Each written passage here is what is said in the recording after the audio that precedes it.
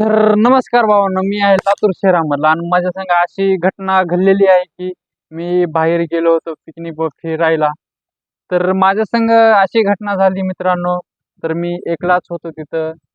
तर मला असं बघून वाटलं की मागे काही वाचत होतं, पण मित्रांनो मला तेवढं काही दिसलं नाही बरोबर. पण फक्त नजर लावून बघितलं होतं मी एकच बार. तर मला दिसलेली होती एक आत्मा. तर मित्रांनो मग अशी घबराट चालू होती, आज हातपाय थरथर करायला लागले.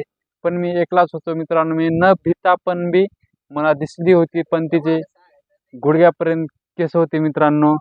तर तिला पाहूनच मग खूप असं अंग हालू लागलं की आता सांगता सोयच नाही मित्रांनो. तर ज्या माऊलीची माझ्यावर कृपा होती ते अशी धन्य राहिली मित्रांनो. तर चांगली कृपा केली मायनं माझ्या ज्या माऊलीनं.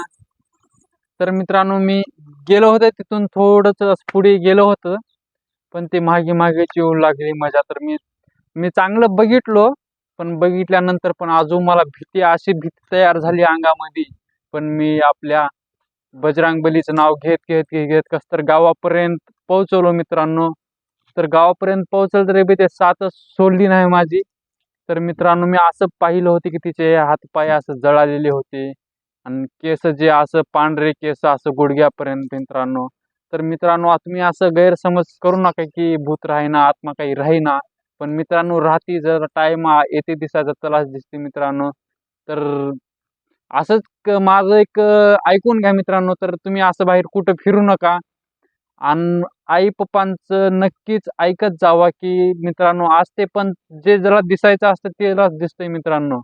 तर आजपासून माझं व्हिडिओ बघा आणि शेअर करा, लाईक आणि कमेंट सबस्क्राईब बी जरूर करा. आणि चला तर आपण आजू असंच बघितलेलं होतं, पण ते सांगू नये ते तर लई खतरा येते. नंतर दुसऱ्या व्हिडिओमध्ये सांगू चला.